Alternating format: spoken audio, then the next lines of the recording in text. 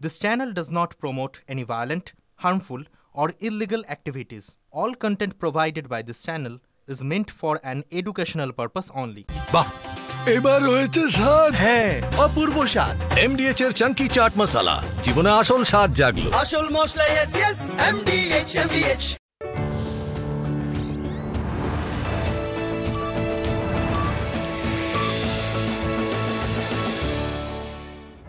বিকেল ৫টা মানেই পাঁচ কথা শুরু করছি আজকের পাঁচ কথা। আর পাঁচ কথা মানেই এখনো পর্যন্ত যা যা ঘটে গেল তার মধ্যে থেকে ঝাড়াই বাছাই করে সেরা খবর। আজ পাঁচ কথায় কি থাকছে দেখাবো বিগওয়ালে। পাঁচ কথার দুটো প্রধান ইস্যু। প্রথম ইস্যু, পাঁচ কথার আজকের প্রথম ইস্যু, ইরানের পালা বদলি কি লক্ষ্য আমেরিকার? কেন এ কথা বলছি ডিটেল থাকছে পাঁচ কথায়। ইস্যু ২, ২১ মুসলিম দেশের মধ্যে বাংলাদেশ নেই কেন প্রশ্ন উঠছে, দেখাবো আপনাদের পাঁচ কথায়।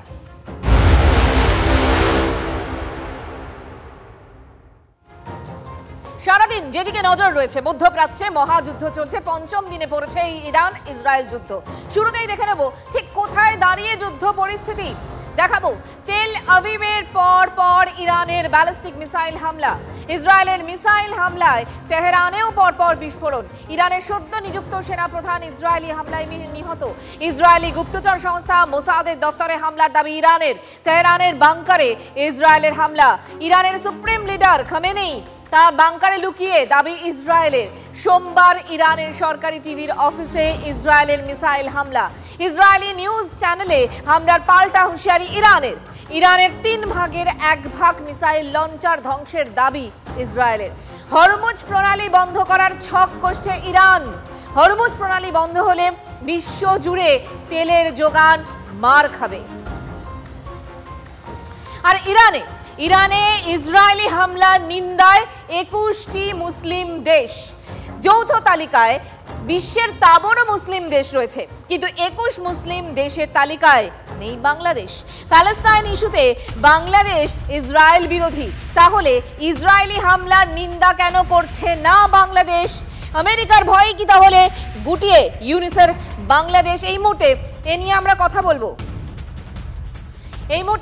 আমাদের সঙ্গে নিউজ রুম থেকে রয়েছেন আমার সহকর্মী সিজার মন্ডল। সিজার, সত্যিই তো ইসরায়েলের এগেইনস্টে যেখানে বাংলাদেশ এবং পরিবর্তিত পরিস্থিতিতে আমরা সেটা আরো জোরালোভাবে দেখেছি, তাহলে এই মুহূর্তে দাঁড়িয়ে ইসরায়েলের এগেইনস্টে যেতে পারছে না কেন ইউনুস প্রশাসন? আমেরিকার ভয়? দেখো, সেরকমই কিন্তু একটা ব্যাখ্যা সেইভাবেই তৈরি হচ্ছে। তার কারণ ২১টি ইসলামিক দেশ যে যৌথ বিবৃতি দিয়েছে, সেই বিবৃতিতে ইসরায়েলের এই আক্রমণের নিন্দা করা হয়েছে এবং তার পাশাপাশি দুটো দেশকেই পরমাণু নিরস্ত্রীকরণের বিষয়ে বৈঠকে বসতে বলা হয়েছে এবং সার্বিকভাবে এই উত্তেজনা প্রশমনের কথা বলা হয়েছে। কিন্তু অদ্ভুতভাবে এই ২১টা দেশের তালিকায় আরব দেশগুলো যেমন রয়েছে, তার পাশাপাশি খুব ছোট ছোট দেশ, মৌরিতানিয়ার মতো ছোট দেশ রয়েছে, সুদান রয়েছে, কিন্তু সেই তালিকায় কিন্তু কোনোভাবেই বাংলাদেশ নেই। যেটা তুমি একটু আগে বললে, বাংলাদেশ আমরা ট্র্যাডিশনালি জানি তারা একদমই ইসরায়েল বিরোধী এবং বাংলাদেশের নাগরিকদের ইসরায়েলে ভিসা পর্যন্ত দেওয়া হয় না। সেই রকম পরিস্থিতিতেও কিন্তু বাংলাদেশ এই যৌথ বিবৃতির জায়গায় তাদের কোনো বক্তব্য রাখেনি ইসরায়েলের বিরুদ্ধে এবং সেইখান থেকেই কোথাও মনে করা হচ্ছে মোহাম্মদ ইউনূসের সঙ্গে মার্কিন যুক্তরাষ্ট্রের যে সম্পর্ক বা আপাতভাবে যে সম্পর্ক দেখা যায় তার বাইরে যে সম্পর্ক রয়েছে, সেই সম্পর্কের জেরেই কোনোভাবে এই ধরনের জায়গায় দাঁড়িয়ে তারা ইসরায়েলের বিরুদ্ধে এবং ঘুরিয়ে বলা যেতে পারে মার্কিন যুক্তরাষ্ট্রের বিরুদ্ধে কোনো বিবৃতি দিল না। সিজার, দেখো আরও একটা বিষয় তো রয়েছে। আমরা যদি দেখি এই যে যুদ্ধ চলছে ইরান ইসরায়েলের যুদ্ধ, সেখানে ডোনাল্ড ট্রাম্পকে বেশ সক্রিয় আমরা দেখতে পাচ্ছি। G7 বৈঠক তড়িঘড়ি শেষ করলেন, ফিরে এলেন এবং এই যুদ্ধ যে এক্ষুনি থামার নয় সে কথাও বলছেন। এবার যদি আমরা দেখি যে মোহাম্মদ ইউনুস, তাকেও তো কুর্সিতে বসিয়েছিলেন আমেরিকা, এবার কি ইরানের কুর্সি বদলের ছক সেরকমও তো একটা ইঙ্গিত পাওয়া যাচ্ছে। আমেরিকা এবং ইসরায়েল কি সেই পথেই হাঁটছে? তোমার কি মনে হয় যে এই মুহূর্তে দাঁড়িয়ে কি ছক রয়েছে আমেরিকার?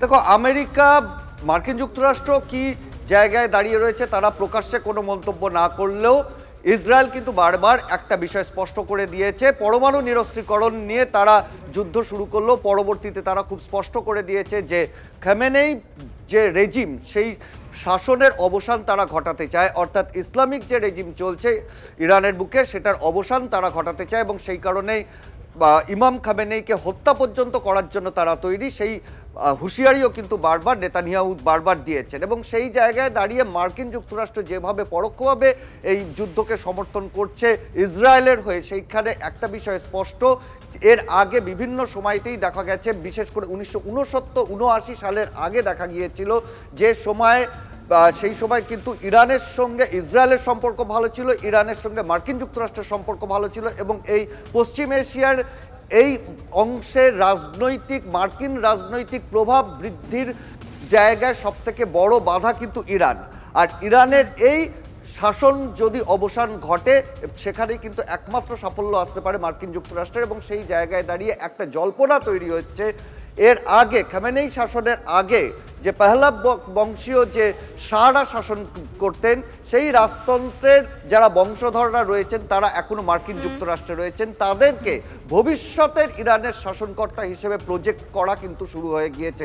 এবং সেখান থেকে এই জল্পনাটা তৈরি হচ্ছে যে মার্কিন যুক্তরাষ্ট্র এই ইরানের বর্তমান শাসন শেষ করতে চায় এবং সেখানে অন্য শাসক তারা তৈরি করতে চায়। আমি তোমার কথা সূত্র ধরে যদি বলি যে অন্য শাসক তৈরির একটা ছক চলছে, তার মানে ইরানের কুর্সি বদলের ছক কি চলছে, যে কথা সিজার বলছিল, আমেরিকা এবং ইসরায়েল কি সেই পথেই হাঁটছে? তাহলে কেন বারবার তাহলে আলী খামেনকে মারার কথা বলছেন নেতানিয়াহু? গতিবিধি যা, আমেরিকা কি তাহলে এবার সরাসরি যুদ্ধে জড়াবে? প্রশ্ন উঠছে, ইঙ্গিত ভালো নয়। আজ তড়িঘড়ি G7 বৈঠক ছেড়ে বেরিয়ে গিয়েছেন ট্রাম্প। প্রেসিডেন্টের সঙ্গেই বৈঠক ছেড়েছেন মার্কিন বিদেশ সচিব। দেশে ফিরেই জাতীয় নিরাপত্তা আধিকারিকদের সঙ্গে বৈঠক করবেন ট্রাম্প, এমনটাই খবর সূত্রের। ইরানের সঙ্গে ইসরায়েলের যুদ্ধবিরতির প্রশ্নই নেই, আরও বড় কিছু হতে চলেছে। ফরাসি প্রেসিডেন্টের দাবি নস্যাৎ করে জানিয়ে দিয়েছেন Trump. Do you plan to send the Vice President and Steve Witkoff? There's reports that you want to send the Vice President and Steve Witkoff to meet with the Iranians and have discussions. Is that something you're considering? Not sure yet. I may. Depends on what happens when I get back. পাশাপাশি সবাইকে দ্রুত Tehran ছাড়তে বলেছেন Donald Trump. Social মিডিয়ায় post করে সবাইকে অবিলম্বে Tehran ছাড়ার পরামর্শ ট্রাম্পের। অন্যদিকে পরমাণু চুক্তি নিয়ে ইরানের উপর চাপ বাড়াচ্ছেন মার্কিন প্রেসিডেন্ট ডোনাল্ড ট্রাম্প। ওই চুক্তিতে সই না করলে ইরানের পরিণতি যে ভালো হবে না তাও বুঝিয়ে দিয়েছেন তিনি।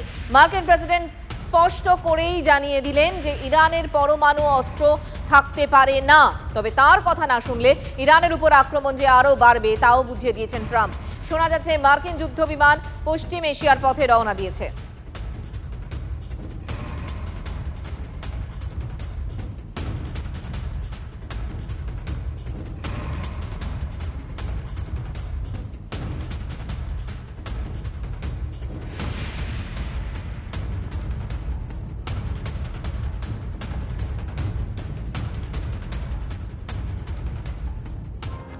একের পর এক বিস্ফোরণে কেঁপে উঠল তেল আভিভ।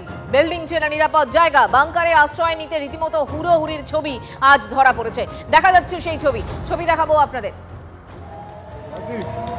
একের পর এক বিস্ফোরণে কেঁপে উঠল তেল আভিভ। বিল্ডিং ছেড়ে নিরাপদ জায়গা, বাংকারে আশ্রয় নিতে হুড়োহুড়ি। ইসরায়েলের রাজধানীতে বড়সড় প্রত্যাঘাত চালিয়েছে ইরানও। তেল আভিভে আছড়ে পড়ল ইরানের ঝাঁক ঝাঁক মিসাইল। একের পর এক বিস্ফোরণে কেঁপে উঠেছে তেল আভিভ। একটু আগেও যে ছবি দেখাচ্ছিলাম, সাধারণ মানুষ তারা রীতিমতো ছুটে বেরিয়ে যাচ্ছেন বাড়িঘর থেকে, বাংকারে আশ্রয় নেওয়ার চেষ্টা করছেন। তেহরানের ব্যালিস্টিক মিসাইল রুখতে ব্যর্থ ইসরায়েলের আয়রন ডোম। ইসরায়েলের রাজধানী জুড়ে ব্যাপক ক্ষয়ক্ষতির ছবি ধরা পড়েছে।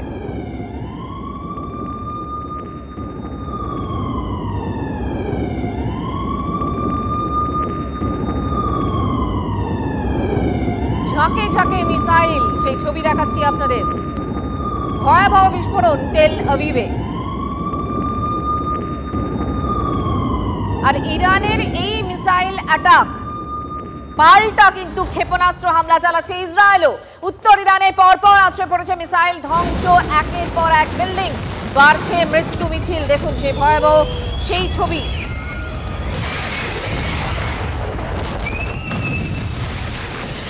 ধ্বংস একের পর এক বিল্ডিং, হামলা পাল্টা হামলা চলছেই। ইরানের মিসাইল অ্যাটাক, পরপর ব্যালিস্টিক মিসাইল অ্যাটাক এবং তার পাল্টা ক্ষেপণাস্ত্র হামলা ইসরায়েলেরও।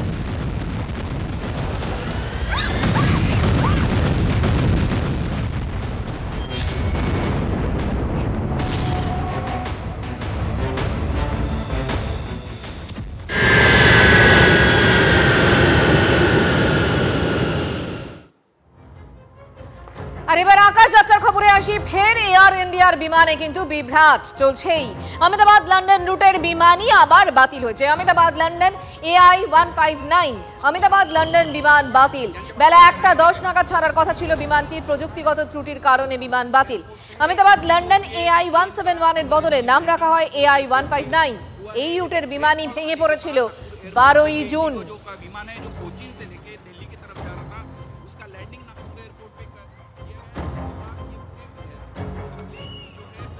মধ্যরাত থেকে দুপুর যান্ত্রিক ত্রুটির জেরে এখনো কলকাতা বিমানবন্দরে থমকে রয়েছে এয়ার ইন্ডিয়ার বিমান।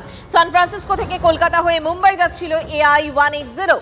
গতকাল রাত 12:45-এ বিমানটি কলকাতা বিমানবন্দরে নামে। অবতরণের সময় বাঁ দিকের ইঞ্জিনের প্রযুক্তিগত ত্রুটিও ধরা পড়ে। প্রায় 5 ঘন্টা বিমানের ভেতরেই বসে থাকতে হয় যাত্রীদের।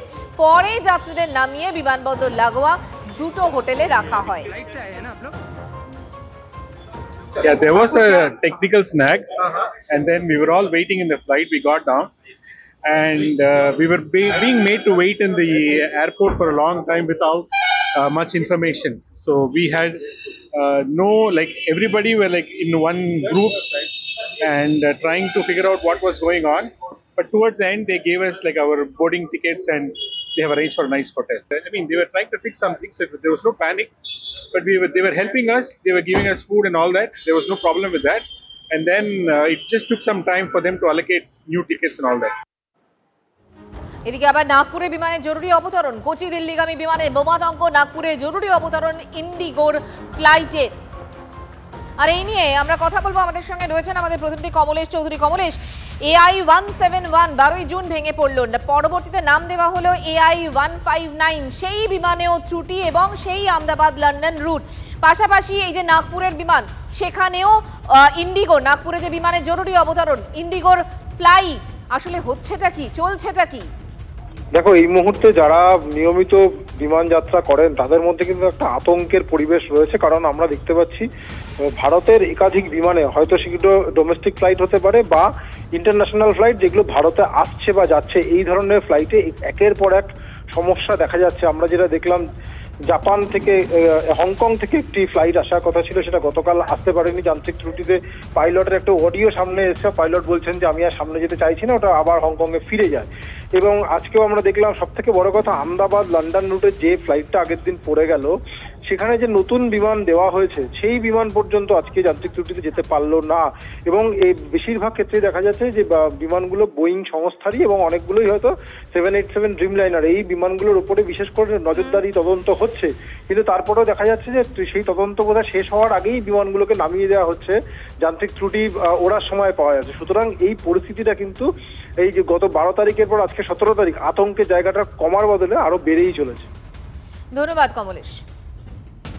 মেঘালয়ে হানিমুন হত্যাকাণ্ডে সোনাম এবং 3 আততায়ীকে নিয়ে পুনর্নির্মাণ। রাজা রঘুবংশী খুনে ধৃত তার স্ত্রী সোনাম, 3 আততায়ীকে নিয়ে খুনের ঘটনার পুনর্নির্মাণ স্পেশাল ইনভেস্টিগেশন টিমের। মেঘালয়ের চেরাপুঞ্জিতে নিয়ে যাওয়া হয় প্রত্যেকেই। এরপর কি জানতে পারছি আমরা? সুশোভন আমাদের সঙ্গে রয়েছেন, আমাদের প্রতিনিধি সুশোভন।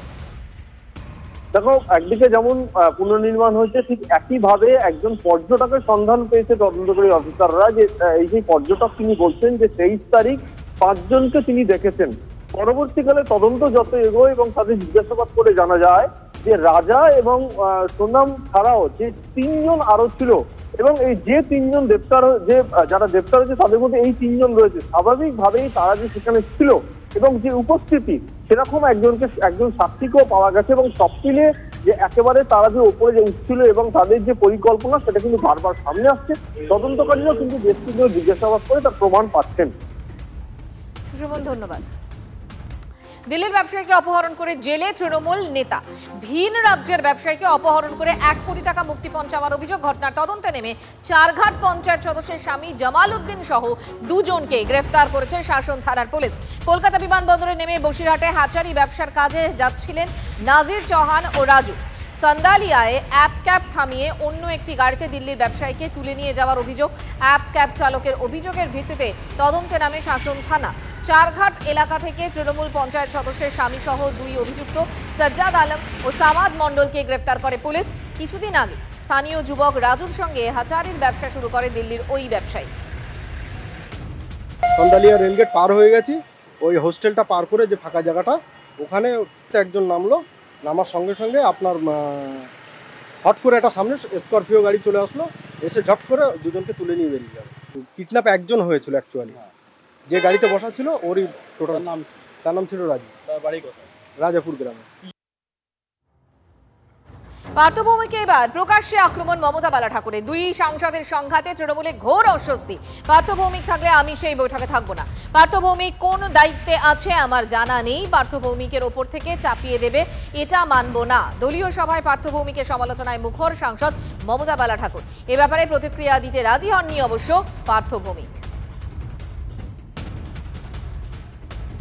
আমি 3 বার পার্থভৌমিককে ফোন করেছি যে পার্থভৌমিক কোন দায়িত্বে আছে আমার জানা নাই, আর বিশ্বজিৎ কেনই বা তাকে ফোন করে মিটিংয়ের কথা বললো সেটাও আমার জানা নেই। আর যদি দায়িত্ব নিতে হয় তাহলে পার্থভৌমিক সেই মিটিং করবে, সেই কোনো মিটিংয়ে আমি থাকবো না। তার কারণ হচ্ছে পার্থভৌমিক ওখান থেকে ঘুরাবে, চাবি দেবে, আর এখানে বসে মিটিং হবে, সেটা তো আমি মানবো। তাহলে আমার আমি দলকে বলবো এর থেকে আমাকে শান্তি, আমি রাজ্যসভার এমপি আছি, আমি মানুষের মানে ভালোবাসা ডাকে আমি সেই দলের কাজ করবো। ব্যারাকপুরে হয়তো মাল কম পড়িয়ে আছে, তাই মাল নিতে গেছে, ওখানে মতুয়াদের ওখানে গেছে, ভেবে যখন ভালো মাল করি পাওয়া যাবে। ব্যারাকপুরে এই যে ব্যারাকপুরের যে সাংসদের নাম বললেন, তিনি তো লোকসভাতেই যান না, হঠাৎ মাঝে মাঝে ডুমুরের ফুলের মতো আমরা দেখতে পাই। আর বাদ বাকি সময় তো তোলাবাজি করেন। ব্যারাকপুরে তোলাবাজি করতে করতে তোলা শেষ হয়ে গেছে, এখন তাই ভাবছে যে একটু বিধায়ক হয়ে তো ব্যারাকপুরে তোলাবাজি করতাম, এই সাংসদ হয়েছি, একটু বেশি কামাবো না, পাশের জেলাতে চলে যাচ্ছে হঠাৎ করে। ওখানে গেলে আমার মমতা বালা ঠাকুরের তোলাবাজিতে সংসার চলবে কি করে? মমতা বালা ঠাকুরের তার তোলাবাজি বন্ধ হয়ে গেল। এদিকে ভৌমিক সাহেবের সংসার চলছে না, বড় হচ্ছে সংসার, কোটিতে তোলাবাজি চাই। যত সংসার বড় হচ্ছে এদের, তত এরা মানে যত পদ বাড়ছে বিধায়ক থেকে সাংসদ, তোলাবাজি আরো বেশি।